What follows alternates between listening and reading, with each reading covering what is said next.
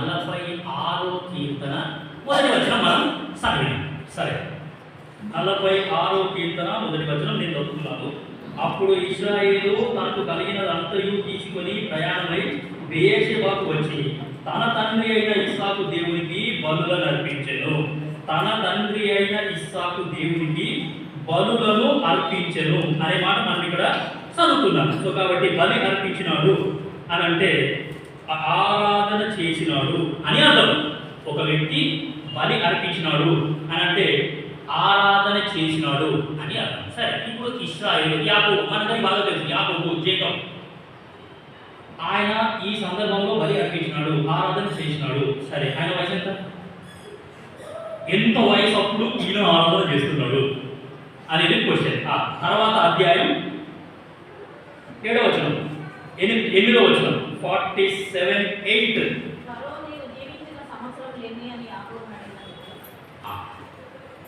ఒక నిమిషం, సందర్భం మనందరికీ బాగా తెలుసు.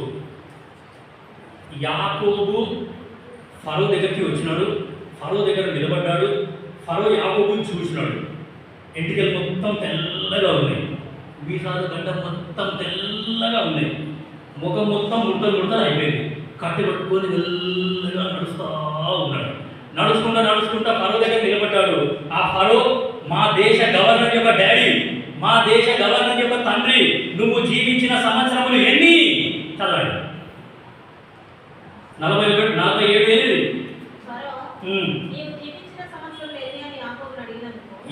ఎన్ని సంవత్సరాలు? నువ్వు ఎన్ని సంవత్సరాలు ఉన్నావు ఇప్పుడు? ఫరో చూడగానే ఆ వ్యక్తికి అడిగిన ఫస్ట్ ప్రశ్న, నువ్వు ఎన్ని సంవత్సరాలు ఉన్నావు? యాకోబు 130 సంవత్సరాలు ముసలాయన చేసిన ఆరాధన ఇప్పుడు మనం చూస్తున్నాం బైబిల్. 130 సంవత్సరాల వృద్ధుడు చేసిన ఆరాధన. 130 సంవత్సరాలు ఉన్నా సరే ఆయన ఏం చేసినాడు అంటే దేవుడి కొరకు కనిపెట్టినాడు, ఆ దేవుణ్ణి ఆరాధన చేసినాడు. 46:1 మనం చదివినాం. ఆదికాండము 46:1. అప్పుడు ఇశ్రాయేలు, అప్పుడు అంటే ఎప్పుడు? సందర్భం మనందరికీ బాగా తెలుసు. ఒక్కసారి నేను ఎక్స్ప్లెయిన్ చేస్తాను. యోసేపు యొక్క 10 మంది అన్నలు యోసేపు మీద పగబట్టినారు. యోసేపు మీద ఈర్ష్య, కపటము, ద్వేషము అన్ని. మా నాయన మొత్తం వీటే ఎక్కువ ప్రేమిస్తున్నాడు, మనందరూ అసలు ప్రేమించట్లేదు లేదు, వాడిని చూసినంత మంచిగా మమ్మల్ని చూడట్లేదు అని పగబట్టి ఆ యొక్క యోసేపు యొక్క 10 మంది అన్నలు ఆ యొక్క యోసేపును అమ్మేసినారు. వాళ్ళు సంపదను దురాలోచన చేసినారు, గుంటలో పడేసినారు, దాని తర్వాత అమ్మేసినారు. మరి ఇప్పుడు ఇంటికి పోయేసరికి వాళ్ళ తండ్రి దగ్గర చూపించడానికి సాక్ష్యం ఉండాలి కదా అని ఆయన ఒక కోటు తీసుకున్నారు. కోటు తీసుకొని ఒక గొర్రె పిల్లలు చంపేసి ఆ యొక్క గొర్రె పిల్లలు ఆ కోటును ముంచేసి ఆ గొర్రె పిల్లలు ఆ రక్తంతో ఆ యొక్క కోటుని తండ్రి దగ్గరికి తీసుకొని వచ్చేసరికి, నాయన ఇది మాకు దొరికింది, ఇది యోసేపు దేనా కాదా చూడు, నీ కొడుకు దేనా కాదా చూడు అని అంటే, అయ్యో ఇది నా కొడుకుదే, ఇది నా కొడుకుదే, నేను కొనిచ్చిన, నేను పుట్టించిన యొక్క సొక్క, ఇది నా కొడుకుదే. ఎక్కడ పోయింది వాడు? యోసేపు లేడు. దుష్ట మృగము యోసేపును తినేసింది. యోసేపు మరణమైపోయినాడు. ఇక యోసేపు నీకు దక్కడు, నువ్వు యోసేపు నీకు కనబడడు, నీకు కనబడనంత దూరంకి యోసేపు వెళ్ళిపోయినాడు. ఇక యోసేపు లేడు. 45వ అధ్యాయం.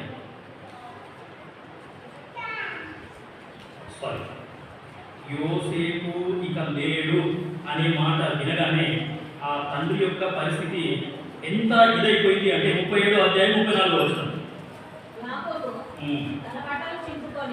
చూడండి. ఒక్క నిమిషం. అంటే న్యూస్ ఈ యొక్క తండ్రికి అర్థమైంది. సరే, యోసేపు అమ్మబడ్డప్పుడు జేకబ్ యొక్క ఏజ్ వేరు, ఇప్పుడు మనం చదివిన సందర్భం అప్పుడు 130 సంవత్సరాలు అని అన్నా, అది వేరు, కొంత గ్యాప్ ఉంది. సరే, అచలం యాకోబు బట్టలు చింపుకొని గోనె పట్ట కట్టుకొని అనేక దినములు నా కుమారుడు లేడు, నా కుమారుడు చనిపోయినాడు, నా కుమారుడు లేని బ్రతుకు నాకెందుకు అని ఆ న్యూస్ విన్న మరుక్షణం ఈ యొక్క యాకోబు యొక్క పరిస్థితి ఎట్లా అయిపోయింది అంటే మెంటల్లీ డిప్రెషన్లోకి అయిపోయింది. మెంటల్లీ డిప్రెషన్, మానసికంగా పూర్తిగా కృంగిపోయినాడు. చదవమ్మా. తన కుమారుని నిమిత్తము అంగలార్చుచుండగా ఆయన ఇంట్లో 70 మంది ఉన్నారండి. యాకోబు యొక్క ఇంట్లో 70 మంది ఉన్నారు.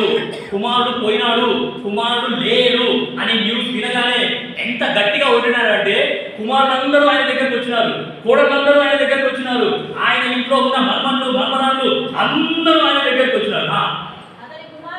కుమారులందరూ కుమార్తెలందరూ ఓదార్చుటకు యత్నం చేసి అయితే ఓదార్పు పొందనొల్లక నేను అంగలార్చుచు మృతుల లోకమునకు నా కుమారుని యొద్దకు వెళ్ళేదని చెప్పి అతని తండ్రి అతని కోసము ఏడ్చిన. ప్రియమైన దేవుని బిడ్డలారా, ఒకసారి ఇంట్లో ఉన్నాడు, 70 మంది ఆయన దగ్గరికి వచ్చి నాయన ఏడవకు, తాత ఏడవకు, మామ ఏడవకు, ఎన్ని రోజులు ఇట్లా ఎన్ని రోజులు కృంగిపోతావు, ఎన్ని రోజులు యోసేపు యోసేపు యోసేపు యోసేపు యోసేపు అనే కలవరిస్తావు, మేమంతా ఉన్నాం కదా. మానసికంగా కృంగిపోయిన వ్యక్తి, అటువంటి వ్యక్తి యొక్క జీవితంలో ఏం జరిగిందంటే ఒక అద్భుతం జరిగింది. అంటే ఆయన దగ్గరికి ఎంతమంది వచ్చి మాట్లాడినా, ఆయన దగ్గరికి ఎంతమంది వచ్చి ఓదార్చడానికి వచ్చినా ఆయన ఓదార్పు పొందనొదలేడు. నాకు యోసేపు అనే పేరు వినబడితేనే నేను ఎవరితోనైనా సరే మాట్లాడతా, ఎవరినైనా సరే చూస్తా, మీరు ఏదైనా సరే తీసుకుంటా. యోసేపు అనే పేరు కనుక వినబడలేదు అంటే నేను ఎవరితోని మాట్లాడా, ఎవరి దగ్గరికి రాదు, నా దగ్గర కూడా ఎవరు రావడానికి వెళ్ళలేదు. ప్రియమైన దేవుని బిడ్డలారా, సరే నీ పరిస్థితి నా పరిస్థితి బహుశా మనమంతా కృంగిపోయిన పరిస్థితిలో ఉన్నామేమో. ఒకవేళ నువ్వు నేను కృంగిపోయిన పరిస్థితి ఉన్నది అని అంటే కృంగిన వారిని లేవనెత్తే దేవుడు ఇక్కడ ఉన్నాడు. సో కృంగిపోయిన వారైనా సరే, కృషించిపోయిన వారైనా సరే, వీళ్ళందరినీ లేవనెత్తే దేవుడు మన దగ్గర ఉన్నాడు. సరే, ఇప్పుడు చూడండి, దేశంలో కరువు వచ్చింది, మనందరికీ బాగా తెలుసు. ఆ కరువు కాలంలో ఏమైంది అని అంటే ఈ యొక్క యాకోబు కొడుకులను పంపించినాడు. ఐగుప్తులో ధాన్యం ఉందంట, మీరు కొండి తీసుకొని రండి. ఆ సందర్భం అంతా మనకు బాగా తెలుసు. రెండోసారి అన్నలు యోసేపు దగ్గరికి వచ్చినప్పుడు యోసేపు తన్ను తాను ఏం చేస్తాడంటే కనుపరుచుకుంటాడు. అన్న నిజం చెప్పండి, నాయన ఇంకా బతికే ఉన్నాడు, మీరు నిజం చెప్తున్నారా అబద్ధం చెప్తున్నారు, మిమ్మల్ని నమ్మకు దయచేలేదు, నాయన బ్రతికే ఉన్నాడా లేదా నిజం చెప్పుకుంటే నేను యోసేపుని, మీరు నన్ను అమ్మేసిన యోసేపుని నేను చనిపోలేదు, దేవుడు నాతో ఉన్నాడు, దేవుడు నన్ను హెచ్చించినాడు, నన్ను ఉన్నతమైన స్థాయికి తీసుకొని వచ్చినాడు, ఈ దేశానికే కాదు మిగతా దేశాలన్నిటికీ ధాన్యం సరఫరా చేసే స్థాయికి దేవుడు నన్ను ఎదిగించినాడు, హెచ్చించినాడు, ఆయన బ్రతికే ఉన్నాడా అని చెప్తే అందులో ఆశ్చర్యం అయిపోయాడు. అరే ఇంత గొప్పలు అయిపోయినావా నువ్వే మాకు ధాన్యం పెడుతున్నావా, నువ్వే ఇంతమంది ప్రాణాలు కాపాడుతున్నావా అని. ఆ సందర్భం అంతా అయిపోయిన తర్వాత ఈ యోసేపు ఏం చేస్తాడు అంటే రథాలను పంపిస్తాడు. నాయన తీసుకొని రండి, అక్కడ ఉండొద్దని చెప్పండి, నా దగ్గరికి రండి, నేను మిమ్మల్ని పోషిస్తా, దేవుడు నాతో పాటు ఉన్నాడు, దేవుడు వాగ్దానాలు ఉన్నాయి, దేవుడు మనకు వేరు చేస్తాడు అని చెప్పేసి రథాలు గుర్రాలు అన్ని పంపిస్తాడు అన్నమాట. ఇప్పుడు 45వ అధ్యాయం 26, 27, 28 ఆదికాండము 45, 26, 27, 28. యోసేపు ఇంకా బ్రతికి ఉండి ఐగుప్తు దేశం అంతటిని ఏలుచున్నాడని అతనికి తెలియజేసి, అయితే అతడు వారి మాట నమ్మలేదు కనుక అతడు నిశ్చేష్టుడాయెను. ఓ నాయన, యోసేపు ఇంకా బ్రతికే ఉన్నాడు, యోసేపు ఐగుప్తు దేశాన్ని ఏలుతున్నాడు, ఆ ఐగుప్తు దేశానికి ఆయన గవర్నర్ అయిపోయినాడు, చాలా ఉన్నతమైన స్థాయికి ఆయన ఎదిగినాడు. యోసేపు ఇంకా బ్రతికే ఉంటాడే నాయన. యోసేపు చచ్చిపోయినా చెప్పిండు కదా, అంగి తీసుకొచ్చి చూపెట్టింది కదా నాకు, మీరు అబద్ధం చెప్తున్నారా లేదా నేను అబద్ధం? అప్పుడేమో చచ్చిపోయినట్టు, ఇప్పుడేమో బ్రతుకున్నాడు అని అంటున్నారు. ఏం నిజం? ఎవరి నమ్మాలి నేను? ఈ వయసులో నాకు ఇంత టార్చర్ అవసరమా? తండ్రి నమ్మాలి. ఒకటి ఆయన కృంగిపోయినాడు, కృషించిపోయినాడు, ఇక్కడ నిశ్చేష్టుడాయెను అనే మాట చూసాను. తర్వాత 27 అప్పుడు వారు యోసేపు తమతో చెప్పిన మాటలన్నిటినీ అతనితో చెప్పి అతడు తన్ను ఎక్కించుకొని పోవుటకు యోసేపు పంపిన బండ్లు చూసినప్పుడు వారి తండ్రి అయిన యాకోబు ప్రాణము తెప్పరిల్లెను. నాయన యోసేపు ఇంకా బ్రతికే ఉన్నాడు, చావలేడు. మా మాట నమ్ము. యోసేపు మాట్లాడే మాటలన్నీ నీతో చెప్తున్నాం మేము. నువ్వు నమ్మకపోతే బయటకు వచ్చి చూడు. బయట బండ్లు పంపించిండు, బయట గుర్రాలు ఉన్నాయి, రథాలు ఉన్నాయి. ఫరో రాజు ఎక్కే రథాలన్నీ బయట ఉన్నాయి. ఆయన సవారీ చేసే రథాలు నీకోసం పంపించినాడు. నీ లోకం రమ్మన్నాడు. దయచేసి నువ్వు రా, మనం పోదామనంటే అప్పుడు ఇప్పుడు మనం చూసే మాట కూడా అది ఒకటే. అప్పుడు యాకోబు యొక్క ప్రాణము తెప్పరిల్లెను అనే మాట గురించి కొన్ని వచనాలు చూసి మనం ముగిస్తాం.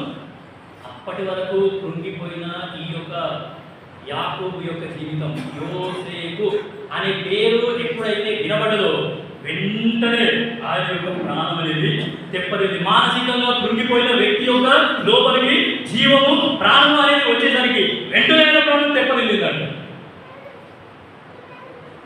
జడ్జెస్ న్యాయాధిపతులు 15వ అధ్యాయము 16, 17, 18, 19 చూడండి. తెప్పరిల్లెను అనే మాట పట్టుకోలేము. తెప్పరిల్లెను అనే మాట గురించి కొన్ని వచనాలు తొందరగా చూసుకొని మనం ఈ యొక్క ఆరాధనలో ప్రవేశిస్తాం. న్యాయాధిపతులు 15వ అధ్యాయము, జడ్జెస్ చాప్టర్ 15 న్యాయాధిపతులు 15వ అధ్యాయం 16, 17, 18, 19 నుంచి చదివితే అర్థమవుతుందా? సంసోను ప్రాణం కూడా తెప్పరిల్లేదంట. ఎట్లా తెప్పరిల్లిందో చూడండి. గాడిద దగుడ ఎముకతో ఒక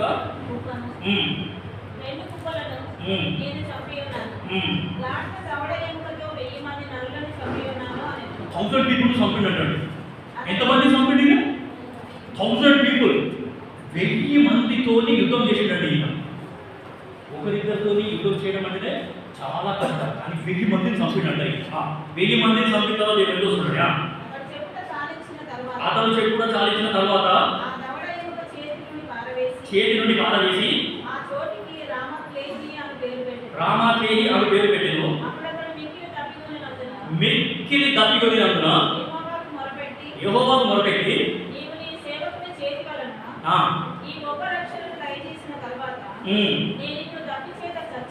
దప్పి చేత చచ్చి వేడుకొనగా దేవుడు లేవీలో ఉన్న ఒక గోతిని చీల్చెను. దాని నుండి నీళ్లు బయలుదేరేను. అతడు త్రాగిన తర్వాత ప్రాణం ఏమైందంట? 1000 మందితో యుద్ధం చేసిండండి. 1000 మందిని చంపేసినాడు. ఎంత ఓపిక ఉండాలి కదా ఒక వ్యక్తికి. 1000 మంది కంటిన్యూస్ ఒక తర్వాత ఒకడు వస్తూనే ఉన్నాడు. అసలు సంవత్సరం నిండా ఎంత బలం ఉందో కదా. యేసుక్రీస్తు ప్రభువు వారిని నమ్ముకుంటే దేవుడు అంత బలంగా చేస్తాడు కదా. ఆత్మీయంగా నువ్వు నేను అంత బలాఢ్యం. 1000 శ్రమలు కాదు, 10,000 శ్రమలు వచ్చినా సరే ఈ యొక్క మనం మర్చిపోము. చాలా ధైర్యంగా, చాలా బలంగా ఉంటాం. అంత మందిని చంపిన తర్వాత ఆయన అలసట వచ్చిందంట. వాయువుని చివరి షేప్ అయితే నా ప్రాణం పోతుందేమో, కొన్ని నీళ్ళుంటే బాగుండు, కానీ అంత అలసిపోయినా సరే ఆయన ప్రార్థన చేసిండు.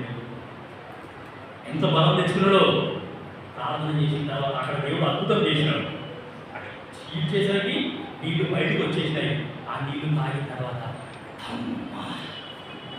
ఇప్పుడు బాగుంటుంది.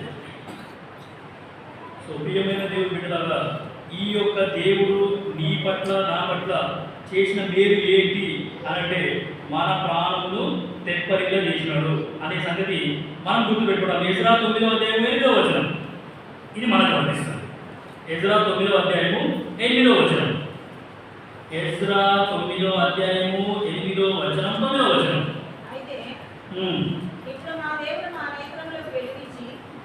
నీ పట్ల నా పట్ల చేసిన మేలు ఇవ్వండి.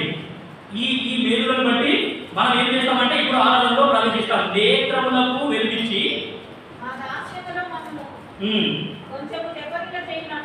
మా దాస్యములో మమ్మును కొంచెము తెప్పరిల్ల చేయనట్టుగా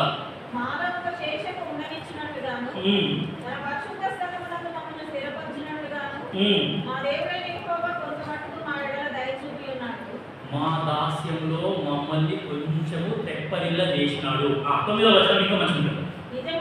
నిజముగా దాసులమైతిమి, అయితే మా దేవుడవైన నీవు మా దాస్యంలో మమ్మల్ని విడవలేదు. రాజుల ఎదుట మాకు దయ కనుపరచి మేము తెప్పరిల్లునట్లుగా మా దేవుని మందిరమును నిలిపి దాని పాడైన స్థలములను తిరిగి బాగు చేయుటకు యూదా దేశమందును యెరూషలేము పట్టణమందును మాకు ఒక ఆశ్రయం నిచ్చుటకు కృప చూపించితివి.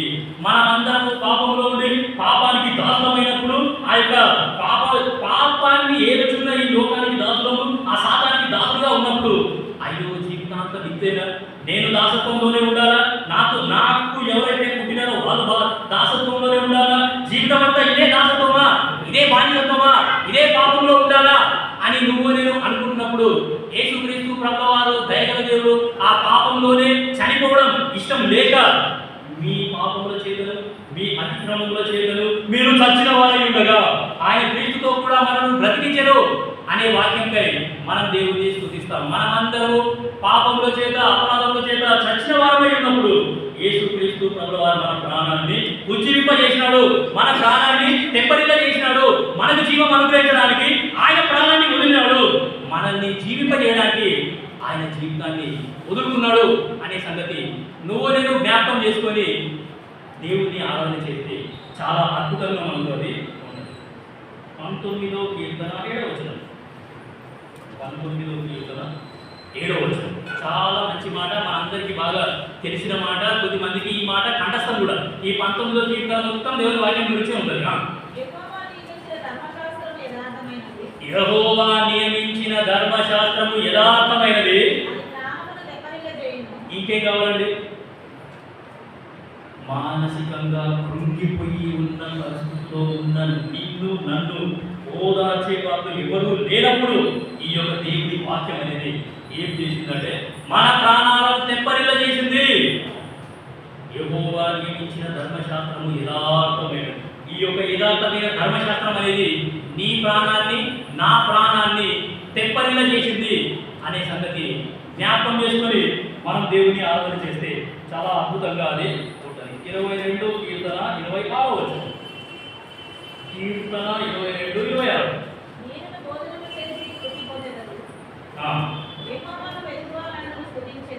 యెహోవాను వెలుగువారు ఆయనను స్తుతించెదరు. మరోసారి చదవము. దీనులు భోజనము చేసి తృప్తి పొందెదరు. యెహోవాను వెలుగువారు ఆయనను స్తుతించెదరు. మీ హృదయములు తెప్పరిల్లి నిత్యము బ్రతుకును. మీ హృదయములు తెప్పరిల్లి నిత్యము బ్రతుకును అనే మాట. నిత్యము బ్రతుకుతాయి అంటే ఇంకా ఒక్కసారి నా హృదయం తెప్పరిల్లింది అంటే ఆ దేవుడి మీద నా హృదయం ఆనుకుంటుంది. ఆ దేవుడు ఎక్కడైతే ఉన్నాడో నిత్యము నివసించే స్థలానికి మనం అందరము వెళ్ళిపోతాం. అందుకే ఆరాధనకి చాలా ప్రాముఖ్యత అనేది ఉన్నది. నేను బయట వాక్యం చెప్పడానికి వెళ్ళినప్పుడు ఒకే ఒక మాట ఫ్రీక్వెంట్గా ఒకే మాట చెప్తాను. We are going to carry our worships to heaven. పరలోక ఈ లోకంలో మనం ఏమి తీసుకొని పోం, కానీ కేవలం మన ఆరాధనలు మాత్రమే మనతో పాటు మనకు తీసుకొని వెళ్తాము. అందుకే ఆరాధనకి చాలా ప్రాముఖ్యత అనేది ఉన్నది. సరే, యాకోబు యొక్క ప్రాణం యోసేపు ఇంకా బ్రతికే ఉన్నాడు అనే ఆ ఒక్క మాట వినేసరికి యాకోబు యొక్క ప్రాణం తెప్పలేదు. ఆయన మంచి మాట పలుకుతున్నాడు, అంతే చాలు. ఈ ఒక్క మాట చాలు, మీరు పోయి ఆయనను చూస్తా. ఇప్పుడు మళ్ళీ 46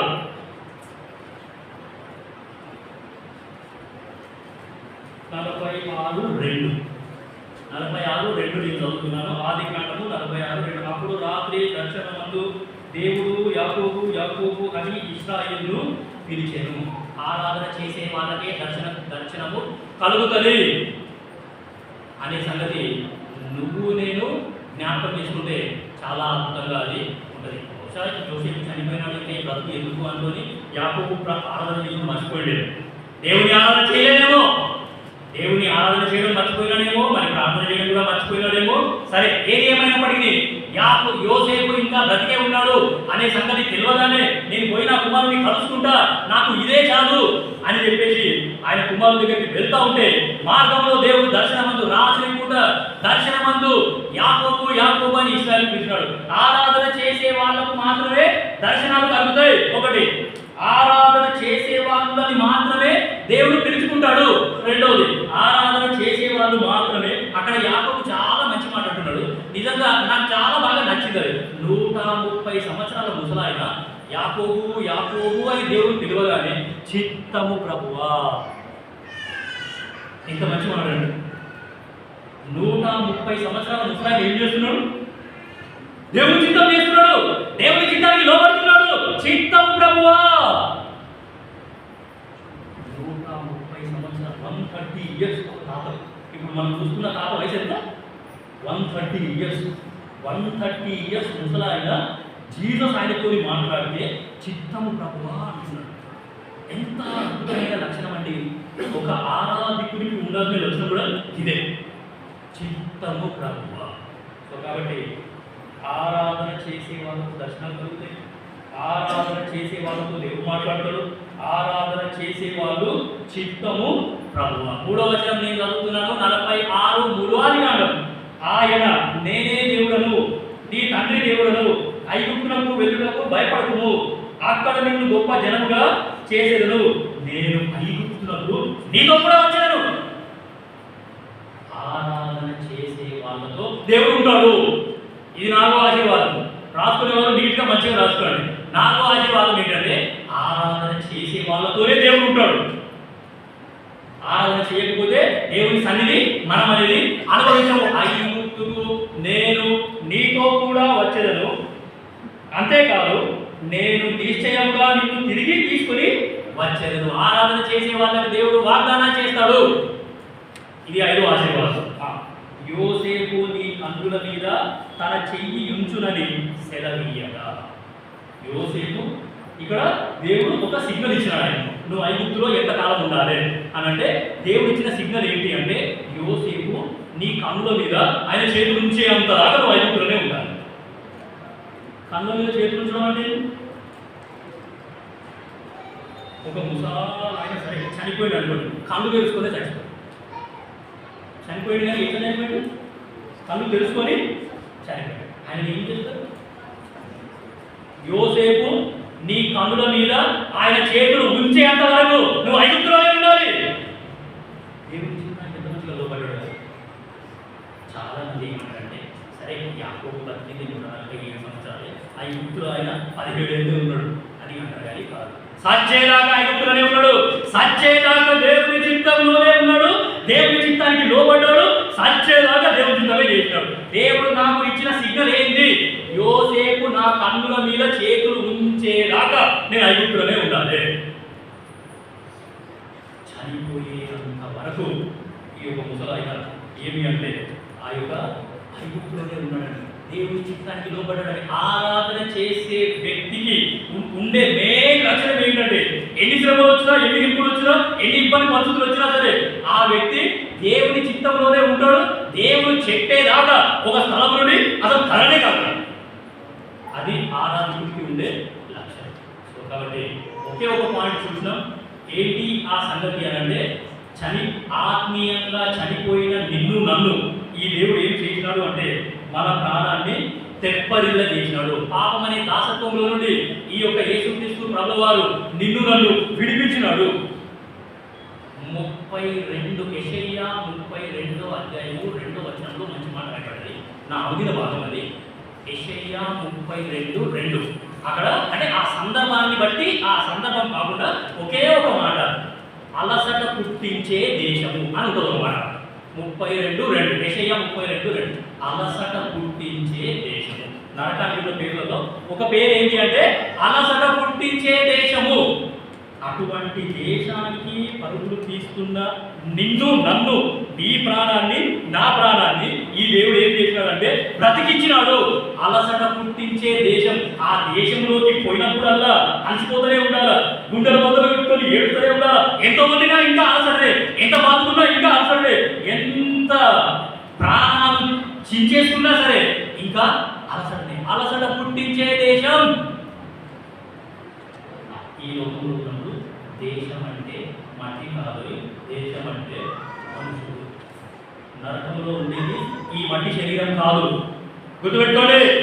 నరకం అనే దేశంలో ఉండేది ఈ మట్టి శరీరం కాదు, నరకం అనే దేశంలో ఉండేది అలసట పుట్టించే దేశం. ఇటువంటి అలసట పుట్టించే దేశం నుండి నిన్ను నన్ను కాపాడడానికి ప్రేమమయుడైన యేసుక్రీస్తు ప్రభుల వారి సిలువలో అలసిపోయినాడు. ఆయన 150 కిలోల బరువున్న సిలువను మోసినాడు, అలసిపోయినాడు. గరుకురాళ్ళ మధ్యలో ఆయన నడిచినాడు, ఆ రాళ్ళ చేత ఆయన కాళ్ళన్నీ ఇదైపోయినాయి, రక్తం కారుతా పోతుంది, అలసిపోయినాడు. ఒకటి దాకా 40 కోట్ల దెబ్బ యేసుక్రీస్తు ప్రభుల వారిని కొట్టినాడు, ఆయన అలసిపోయినాడు.